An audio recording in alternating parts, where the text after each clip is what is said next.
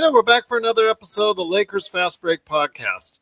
It's Gerald Glass, Lakers Fast Break, Pop Culture Cosmos, Inside Sports Fantasy Football, and Game Source. We truly appreciate everyone out there listening to all of our shows. And if you can, please give us that 5-star review on Apple Podcasts. Plus, if you can like, share, subscribe, follow, or do anything that you can to support us right here at the Lakers Fast Break, tell a friend that loves the Lakers. Tell a friend that loves the NBA to follow us right here at the Lakers Fast Break podcast.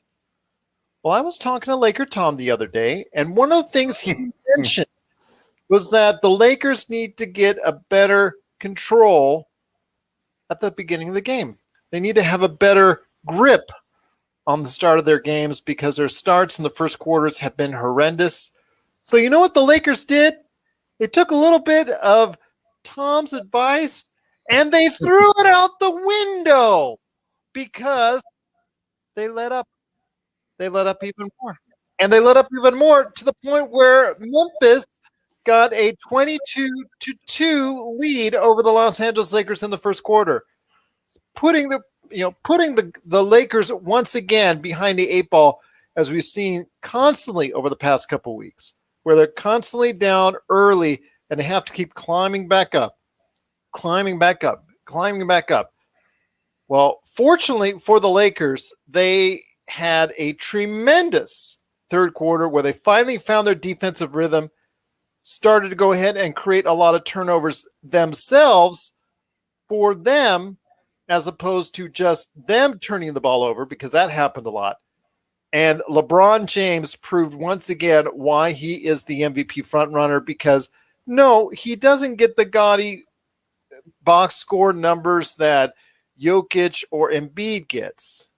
I mean, they're really nice numbers today, but they're not humongous numbers. But he gets the points exactly when the Lakers need them. And at the end of the third quarter, he helped turn that around with some clutch shots. He stayed in the game a little bit longer than he normally would in order to go ahead and do that and help the team turn around a huge deficit into a huge lead. And you know what? This time it worked out for the Lakers, but I don't know how many more times they can do this consistently. But they did come out with a victory, 115-105. And here today to talk about the game in detail is a good friend indeed. I know him as Tom Wong, but you know him as the mastermind behind LakerHolics.com, plus also his awesome article site at Medium.com. You hear his opinions every single time out on the Lakers Fast Break, and also read his opinions at LakerHolics.com. It is Tom Wong, a.k.a. LakerTom. And LakerTom, it looks like we got invaded because after being banned, he is here. It is General Admiral Ackbar. He was trying to set up another trap, but LeBron James, you know what? He foiled it this time around. He did. LakerTom? Sorry, I got carried away there with Jamie being here finally. He was so happy that Jamie was here now. No, it was I tell you, I was so angry when we were down 20-2. It was like No, 22-2. 22-2. I was just totally impatient with the whole thing, and I said, "How can we do this? This is just really ridiculous." It's time to change the entire starting lineup. It was just devastating. And like every one of these teams that comes out here and gets up for the big game against the Lakers, the Memphis Grizzlies came out and played terrifically. Grayson Allen was just draining threes left and right. Valanciunas was just eating Gasol alive. And we just couldn't seem to get a break at the first half. We're playing terrible. Turnovers. A lot of turnovers. LeBron was like throwing the ball to a guy 5 feet from him, didn't even have to jump to steal the ball, and then ended up with 5 turnovers. But there was some really good signs, I think, that came out tonight.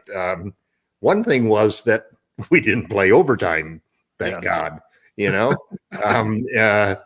And it looked like that might be the only way we were going to salvage the game at the start. But the other thing is that not only did we not play overtime, but we took control of the game at the end of the third quarter.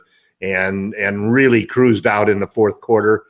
And a couple of things that really stood out to me were Anthony Davis got his jump shot back. Yes. And that really kept us in the game for a long period of time. Well, we kept turning it over. He was off 2 games. Yeah, but his jump shot, he really hasn't been hitting that mid-range jump shot. I mean, the thing that, listen, everybody in this league wants you to take those long twos. And AD takes way too many of them for my personal belief. But he hit them in the playoffs and last year down the stretch, and that was a big reason why we won. It's not the highest percentage shot. It's not the shot. It's the shot usually that they give you. I'd much prefer that he'd spin around a guy and dunk the ball, or get a little floater, but he got that back tonight and hit like 6 or 7 in a row there to keep us in the game, keep us close. And then we came out and we played the kind of defense that we're famous for. 2 23-point quarters, the third and fourth quarter, shut them down, turnover after turnover, and we ran the ball. Yes. And then I like that part. The other sign that I really loved was Kyle Kuzma's game. Yes. His energy on the boards, and he was all over the place. I thought his defense was outstanding. Almost killed Montrezl Harrell. Yeah. But Trez had a terrible first half. He was like 2 for 6. When's the last time you've seen Trez be 2 for 6 from the field? He came back really strong in the second half and had a good second half. And, it was an easy game. It was a comfortable game. I've always said I much prefer a blowout, but rather than an overtime game, at least a comfortable game is a nice way to finish the evening. So it was a good Friday night. I'm looking forward to Sunday's game, and I like the fact that we've got a little rhythm going now, and it's feeling better. Man, LeBron is something else. I mean, yes. 36 years old. I'm coming off of 3 40-minute games. The man is. Raphael's right. He's bionic, man. Like I said, 28 points, 9 rebounds, 8 assists, 5 turnovers, though. Right. But I will say, again, these are not the huge gaudy numbers that he had as a younger individual. No. These are not the gaudy numbers that, like, for instance, you see from Embiid last night or Jokic the other night, or Jokic and Embiid on a regular basis where they're having to put up 30 to 35 every single game. But at the time when the Lakers are making their run, who is there helping He's push been the the hero ball? every game. He's been the hero every game. Who is the one making the clutch shots? Yes, AD got 35 today, but when it came down in that third quarter, AD wasn't in the game. LeBron was the MVP of the game. Yeah, and he's been the MVP of almost every single game. He should be the regardless MVP of whether he led the points or rebounds or anything. That's what I'm trying to say. When you need him the most, that's when he's there. That's why he's the front runner right now for MVP. And this is not even the playoffs. This is like the most mundane part, the second quarter of the regular season, which is normally when everybody ignores that whole time. Yeah. And he's doing it every night. Got to take your hat off to the guy. Yeah, you got to take your hat off, D. But here, after his temporary ban, it has been lifted. Is the guy who's been trying very hard to plant traps for the Lakers, even though he is a beloved fan indeed. It is our own Admiral Ackbar of Lakerholics.com. You got to check out his 5 great things. I love to rub it in on you. Yeah, no. Hey, I love it. I love it. Okay. I have no issue with it whatsoever. It's one of those things. Listen, I would way prefer not to have any of these triple back-to-back overtime games too, and then but he has, by the way, he has been watching our programs and noticed that we put him on a ban, but he is back. It is Jamie Sweet. Glad to have you back, my friend. What are your thoughts on the game? I mean, when it started off 22-2, I mean, did you just want to grab something like a pencil or something, just chuck it across the room? No, I mean, I feel like the Lakers are sputtering energy wise right now. Like they every game it feels like you're wondering like when Dr. Frankenstein will get the switches thrown and the monster will come to life and start rampaging and destroying things, and it just takes so long on a nightly basis for that to happen. It took the entire first half and then some tonight. You know what I mean? Like. The energy level of the team coming out of the gate is a big issue, and I really think it has something to do. I don't think KCP is right. I really think there's something going on. I don't know if it's physical. I don't know if it's mental. I don't know if it's mental and physical. That dunk on the inbounds play was just tragic. He's getting beat on. He's not moving on offense. It's time to make a change in the starting lineup. He just isn't playing with it. We should move out. It's KCP. No, I agree. I think actually I want to see Marc Gasol's minutes tick north of 25. He's usually between 18 and 20. I want to see a little more. I feel like if you either got to give him enough rope to hang himself or say just no more altogether. But like this middling, like you play like 15, 12 minutes and. But see, the difference there was that it would be JaVale for like 5 minutes, Dwight for like 8 minutes, and then AD, and that we're missing that gap player. Yeah, AD's playing 7% of the time, which is down from 40% of the time when he's at center last year. I don't know that he played that much in the regular season. Did he play that? Trez is eating up the center minutes. He's trying, but tonight because he got killed by that was unfortunate. He was out for an extended period of time. It didn't come back into the game. I don't know if it was concussion protocol or something else, but it was because of the fact that it's a pretty funny comment by the announcer saying that they might have checked that for a flagrant foul. Yeah, by his own teammate, but. Be that as it may, that caused Marc Gasol to play extra minutes when he doesn't normally play in the fourth quarter. Yeah. And you saw the benefits from it today, although I am not convinced that if you give him extended minutes, you're going to get that performance because I don't think there are. Again, his age and his condition starts to show up the more minutes that you have. The warts start to show all that much more. Right. It's also too we're playing him at the start of the game and the start of the second half, which are times where he's coming off fresh. And he's not usually coming back into the game most of the time. Yeah. I mean, I hear you. I understand. I get it. Like, I understand that, he's the bridge between AD at the 5 and not at the. I get it. But my thing is we don't have a two-headed center monster like we did last year. We do not. It doesn't exist on the team this year. It doesn't, so we have Gasol. Basketball is a rhythm game, and to only play 15, 17 minutes, you don't get into a rhythm.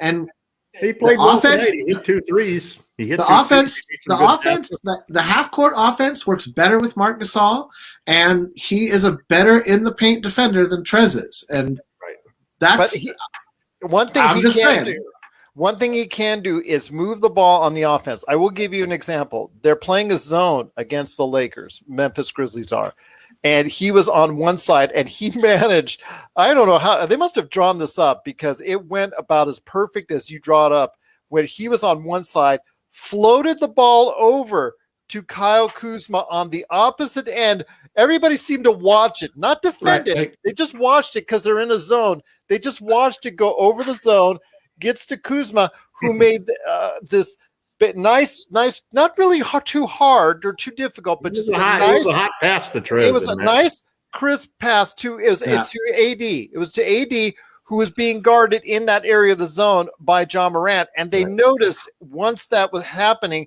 to go back to it on at least 2 or 3 more occasions where AD was sitting in the zone right next to John Morant.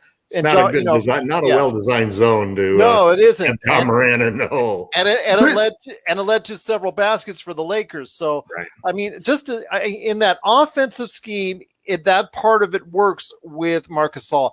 It's just the problem is with Jamie, as I see more extended minutes with him, unless he's really at an active level where he's going out hustling. Now, later in that second half, it worked for him, because he and AD and also LeBron were able to position John Morant on his drives where he would always have a big body or two right in front of his face. So they were learned to go ahead and defend John Morant a lot better in that second half. So it worked there. I just fear that there are times where he really gets exploited. Well, I mean, I think that's for us. I mean, let's put it this way: our paint defense hasn't been great without him. So it's not like we're like, oh, with this great paint defense team and Marc Gasol is going to ruin it. Like it's not. That's not the case. Like we are terrible. They proved it in the second half. They played much better defense, especially in the paint defense. Mm-hmm. It just, again, like I was talking about, they guarded John Morant and prevented him from going ahead all the way to the basket. They found ways to go ahead and cut him off when he was going ahead from the top of the key. They found ways to go ahead and find a better defensive front against that. And I think that helped turn things around. Well, Wes Matthews is playing with more energy on defense than KCP is. And Caruso is that's what he does. He's not there to score. If he scores, it's gravy. Yeah, and he's not scoring. No, he's not. But it doesn't matter. He's like Tony Allen for us, right? Not Tony Allen, but a better passer. And that's basically I don't need for him to have any more of a role than that. If he hits like when he was leading the league in 3-pointers, I was like, give it a week. Like he's not right. There's this. It just like let's not burn him with these expectations of being like Steph Curry. He's not. He's Alex Caruso. He does the things he does well, and those things help our team. That's where it is. You know what I mean? Like he had the best plus minus on the team. Scored and he's going to the All-Star game because of it. No, I'm just kidding. He might be an All-Star. He's in the top 10 in the morning, but I don't think that'll happen. No, it's not. Same with leading the league in 3-point. It's not going to happen, but it's fun. You know what I mean? It's fun while it lasts. Well, I can remember in baseball when I was a kid, I think it was the Cincinnati Reds had this campaign where they voted 7 of the 8 starting players, other than a pitcher, were Cincinnati Reds one year. Right. That was the last year that the Major League Baseball had fans determine 100% of the starting lineups for the All-Star game. Right. I think one of the things that was interesting in this game is that they did a great job on Valanciunas in the second half because he really ate up Gasol in the first half. Agreed. And killed him on the boards and then killed him he just couldn't get out to cover him. Stretch 5 was really a hard cover for Mark to do. If I were doing it, I would start. I think the guy that makes the most sense to start at this point in time is one of 2 people, and there are different benefits for each one of them. One of it is I do like the idea of West starting because I like his activity on defense, and he's a pure 3-point shooter, and we don't have anybody who's a pure 3-point shooter. No. I mean, KCP can get hot, but he's really more of a hot and cold type of shooter, whereas Wes has a shooter's stroke. You watch him shoot threes, and you know this guy can shoot. He's the kind of guy when he walks in the gym, and you see him, you say that guy's a shooter. Yeah. Totally. The other guy I think is an interesting thing, which I really like, is the idea of playing Kuz at the 2. He's played very well at the 2, and he does a great job because of his length and height of blocking a lot of shots from especially on guys driving to the basket who think they can beat him because he's got some quickness into him. So I think he would be also an interesting option for it because he's averages 20 points a game still when he starts. And he brings energy, and that's something that I think is really missing in the starting lineup. So there's a couple of options that I think Frank should be considering. And I think it'll take some of the pressure off of Kenny because he's obviously not 100%. There's something going on with him right at this point in time. And then the other thing, which is really hard to figure out, is how the other way to get energy in the starting lineup is Trez. Yeah, but the problem is then Gasol coming in. No, then you got no energy in your second unit. You need it's difficult. I always hate that though, Jamie. Yeah, you should start, but we need you in the bench. We need your energy off of the bench. I always hate that type of approach as a player. I hated it because I was like an energy guy, and I remember my high school coach sitting me and putting me on the bench just because of energy. Right. And I'd say, I'd like to bring that energy in the starting lineup, and I think that sure. Everybody feels that way too. Right, but everybody wants to be the bell of the ball, right? And the key to a successful team is the people. Exactly. Kuz is doing exactly. This is his most professional NBA season. I personally think it's his best. I know that there could be a season where he's from 3, rebounding, playing defense. Oh, he might average a double. He might average a double this year if he keeps attacking the glass the way he's attacking the glass. He could average like 13 and 10. It'll be hard. It'll be hard because LeBron eats up a lot of rebounds. AD and Gasol. He has, even though Trez is probably the one who's most looked at as the sixth man of the year since he's a reigning sixth man of the year, because of his versatility and ability to start at the 2, 3, and 4 and to fill in whenever AD and LeBron don't start. You have to say in some ways there's an argument to be made for Kyle being the team's really true sixth man. I don't know that I would see him so much at this season at sixth man of the year. I think I would definitely look for him to be most improved. And the only reason I don't think he would is because his scoring average takes a hit every season. This season it's his lowest scoring season ever. Yep. But he's playing his best basketball.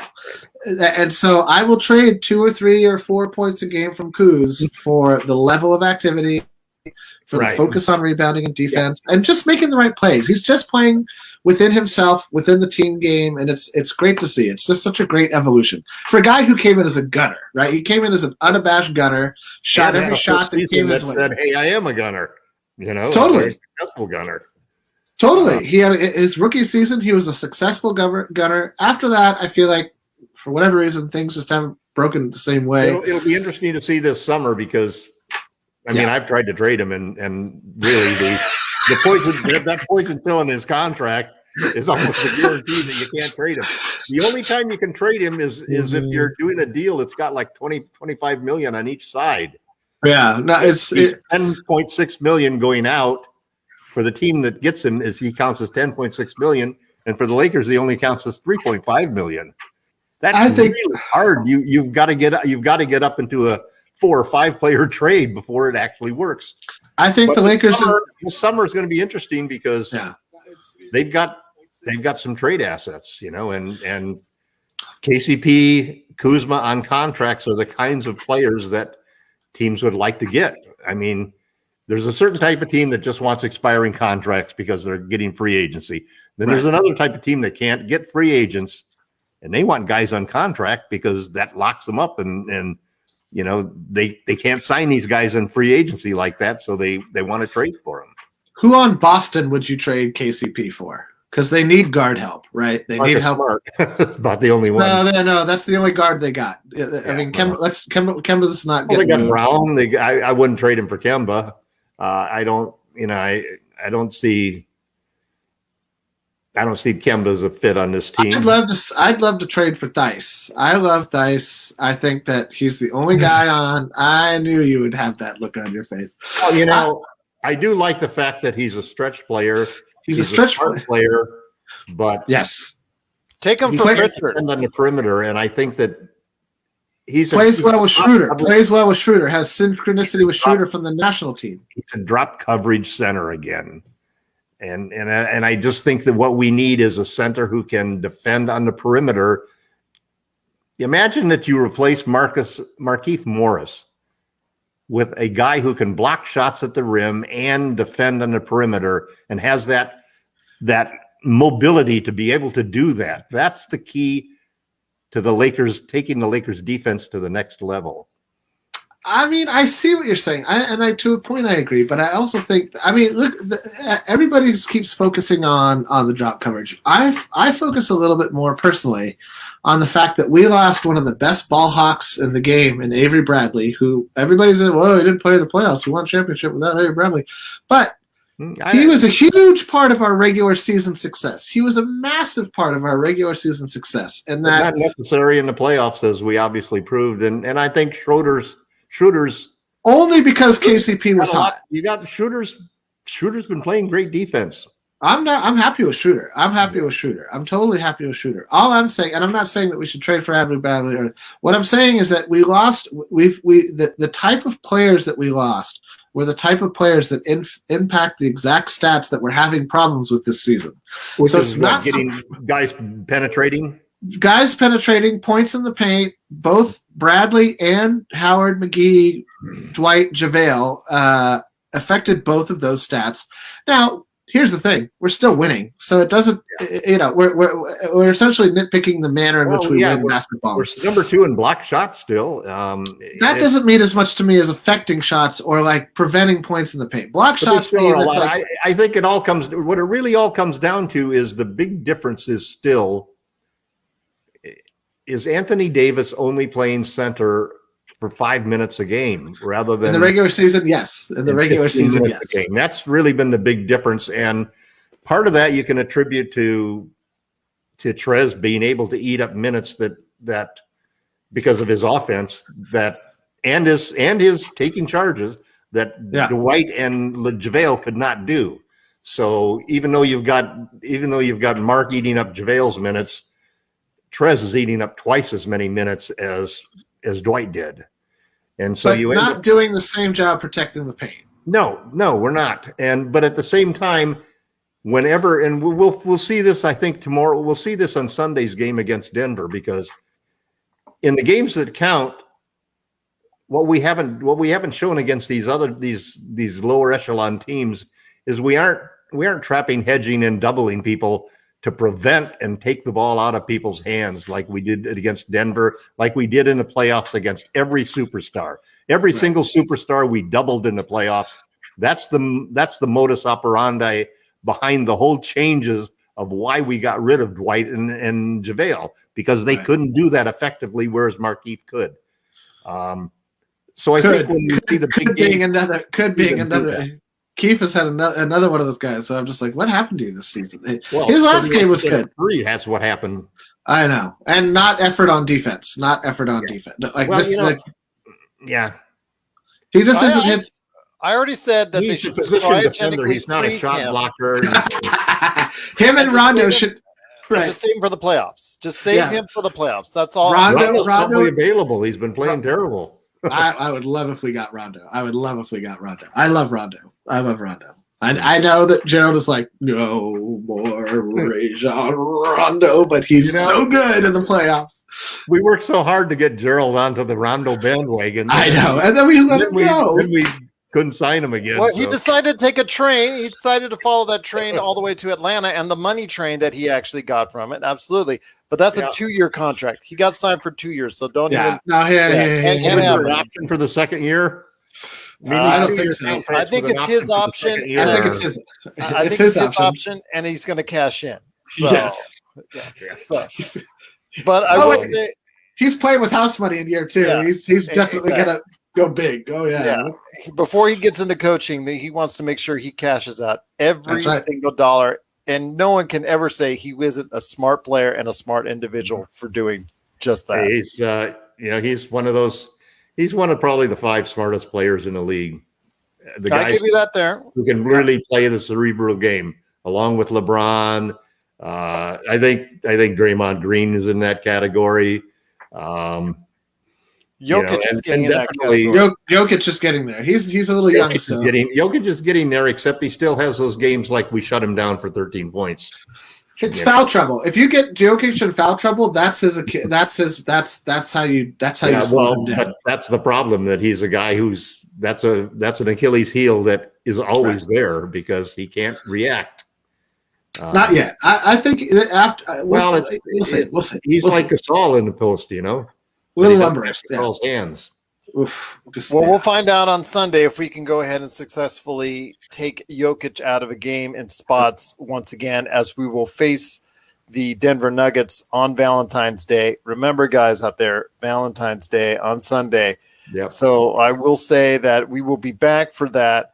But guys, it's been a great conversation. Again, the Lakers did pull out just a tremendous second half once again.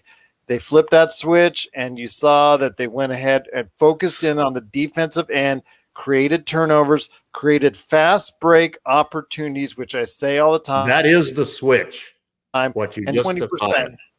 Yes. Exactly. That's the switch. That is the switch. It's not going out there and raining threes or anything else. Well, again, despite shooting 20%, it better not be that, because we're terrible at that right now. Yeah. Well, despite shooting 20% from the 3-point area, the Lakers we're going to have to address at the trade deadline. Yes, I agree. They managed to go ahead and win 115-105, going away from the Memphis Grizzlies. Guys, I want to know what you're working on before we head on out. It is LakerHolics.com and also LakerTomsMedium.com site. So please go ahead and check out the hard work that these guys do with their articles each and every time out at LakerHolics.com. Jamie, I know you're working on 5 great things, aren't you, for LakerHolics.com? I certainly am. It's games like this make them a little easier to write. No OT. What you said about taking the ball out of a superstar's hand, maybe that's the problem in our last few games, is that there haven't been any superstars to take the ball out of anyone's hand, so the defense doesn't know who to key in on, and it's been a bunch of young guys who just want to jump out of the building, and the Lakers want to actually play some sort of form, structural basketball, and I think that's, as much of anything, has been sort of our malaise of late, and hopefully whatever this All-Star break is going to be, hopefully, we come into it better than I predicted on the blog today. But I won't be surprised if we sputter a little bit at the end, especially if we don't make a lineup change. But other than that, working on 5 things, trying to, check in on the blog and keep things going on the Facebook page, and, getting through pandemic 2021, man. Absolutely. I hear you on that. Please follow Jamie Sweet's 5 great things. Not only can you catch it on LakerHolics.com, but the Lakerholics Facebook group, you can join that, and he always posts the links there for it. So you can check out his 5 great things there or at LakerHolics.com. And before we head on out, LakerTom, I know you're working on some good things. Now you can finally do it and relax, take a little bit of a deep breath, because the Lakers did not have to play another overtime game. But the Lakers did prevail again, going away 115-105. But LakerTom, I know you're going to be able to report some nice things now that the Lakers might need to work on, might need to trade for, or might be something that you just want to go ahead and shout out about the Lakers at LakerHolics.com. The thing that I've been focusing on, I wrote one article today, and there'll be other articles following. I see 3 things that the Lakers really need to do to improve the team. And I would love to see them make a move to solve all 3 of the issues. But I'll be more than satisfied if they can solve 1 or 2 of them. The first one, obviously, is that we need a rim protector and a perimeter defender from the 5. That's really critical for this team, and especially in my mind, that somebody who can defend on the perimeter, almost everybody you're going to look at the center position, except for guys like Trez, who are so small, are going to be able to block a few shots and contest shots at the rim. But the tough job is to be able to do what Morris did in the playoffs, which is be able to defend on the perimeter against stretch 5s and rotate quickly when you have to, when we double and trap people. So I think that we need to make some move for the center position, and I don't think there's anybody out there. Obviously, nobody seems to be interested in Dedmon, and that was like the only live body that I could see showing up that would be available for a minimum. So I think we may have to trade to do that. Then the other thing is 3-point shooting. It's our Achilles heel. You notice when we shoot over 35%, I think we're undefeated. And when we don't, that's when we've lost those 6 games. All 6 games we lost, we shot miserably from 3. We got outshot by 15 points. We got outscored by 15 points tonight from the 3-point line.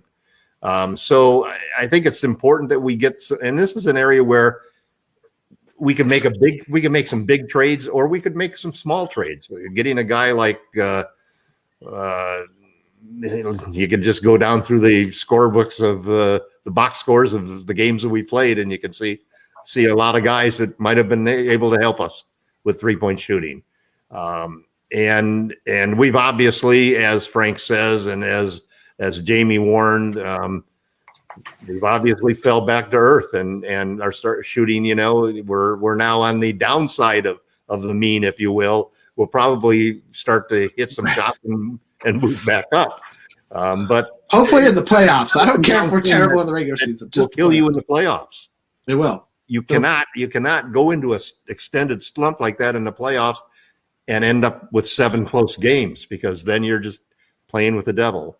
Especially turning the ball over like we have been and allowing points. And the third something has to be better. The third thing, which I think showed up real strongly in the last 2 games, not tonight, but the 2 games that AD was out. The big benefit of having that third superstar is when one of your superstars can't play. And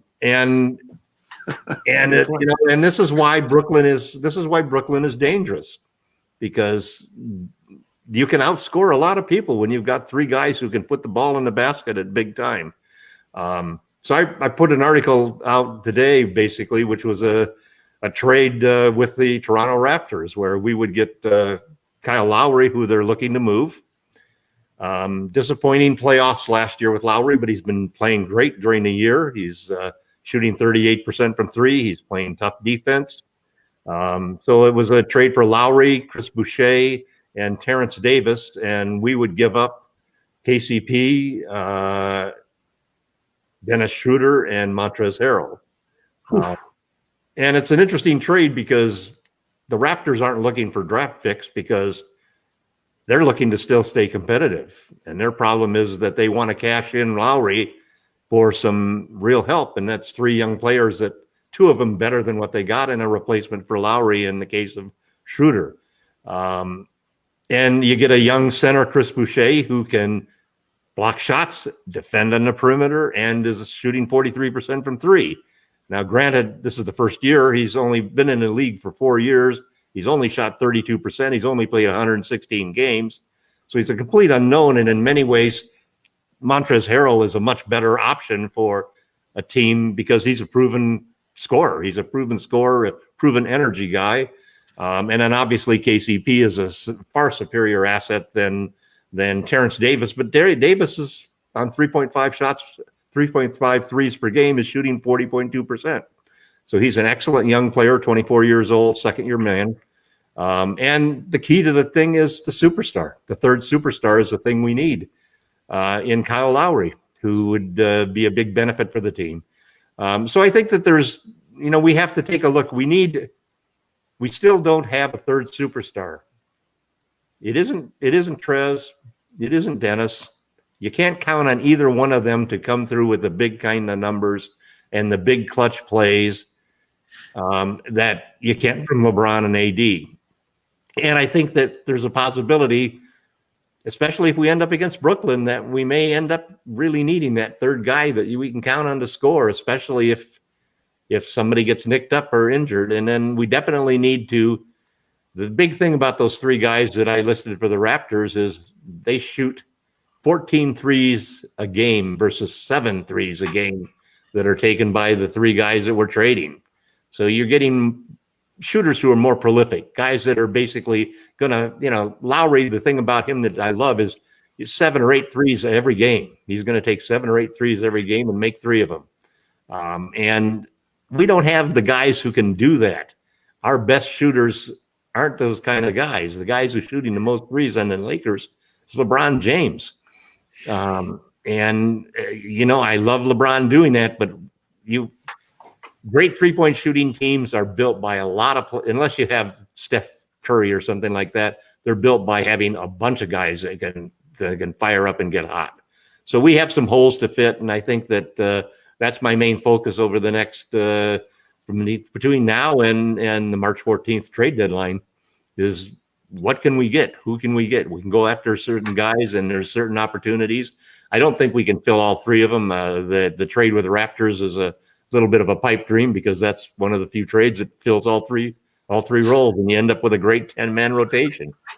But we've got three needs. We need a third superstar, or at least semi-superstar, all-star, let's say, all-star quality player.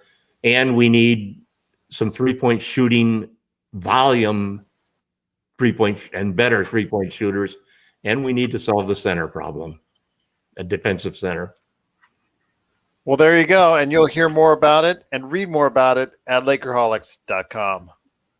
Well, guys, it was great talking to you once again. The Lakers took LakerTom's advice. Okay, actually, they didn't.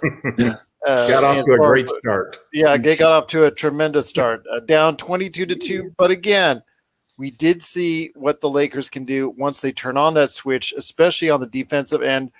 Much better as far as their focus, but also the way they shifted towards, and their footwork and the things that they did, their energy on the defensive end really created a lot more havoc, a lot more turnovers, fast break points, things that I like to see, and it worked out. The Lakers in the second half. That's how they got to start the game against Denver on Sunday. Yeah, that's definitely how they got to send a message right away. Frank should tell them, you're down 20-0 right now. I've got enough. Get out there and let's play some defense and turn the ball over and get some breaks. Well, again, and LeBron might feel more energy because he'll be going against Jokic, who, again, they're both vying for that MVP title. So we'll see what happens, but we will be back here. To say LeBron doesn't care about the MVP. I'm not going to say that. You know he does.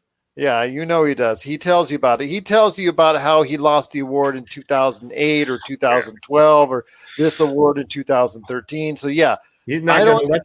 That's why he's playing. That's why he played so well the last few games. He knows that every game gives him another little niche toward that. It does. MVP award. But all he has to do is pretty much stay even, because the fact is that 17 years, 36 years old, that adds up to a lot more mileage. And he's almost got it from an honorary standpoint. Nobody at his age continues to play this well. It's a lot. Yeah, nobody at his age in the NBA has ever been this prolific, been at this level. So, that's, I think, the major case I usually point out when I get asked to go on other shows and ask why that I think that he's the front runner. That's the first thing I point out. That's the first thing I point out. It's payback from last year because everybody knew he should have got it last year. Well, again, for me, it's just the fact that he's producing now when the Lakers need him and when the Lakers have to have him. Well, guys, it's been great having you on the show. Once again, we have lifted the ban for Admiral Ackbar. Jamie Street has returned, and we are liking that. So hopefully no more trap games are in our future. But we'll see. Knowing him, we'll definitely see. But again, the Lakers did pull out a 115-105 victory. No trap game Sunday, man. No, not tonight. Tonight wasn't. Even if we lost tonight, it wouldn't have been a trap game. Memphis is a worthy opponent. Trap games are like you don't show up against the Washington Wizards, who we play, I believe, on Tuesday. So don't get me started. Don't get me started.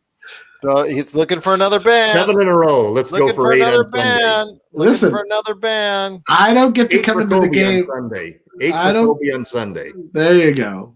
All right. Well, let's start off with Sunday first. Let's see if the Lakers can go into Denver on Valentine's Day and give them a heart-crushing blow on Sunday. But we'll see what happens. It is going to be the Lakers and Denver going on Sunday night, and we'll be here after the game to talk about it. Hopefully, very good things. Hopefully, more LeBron James, and hopefully more winning right here at the Lakers Fast Break Podcast.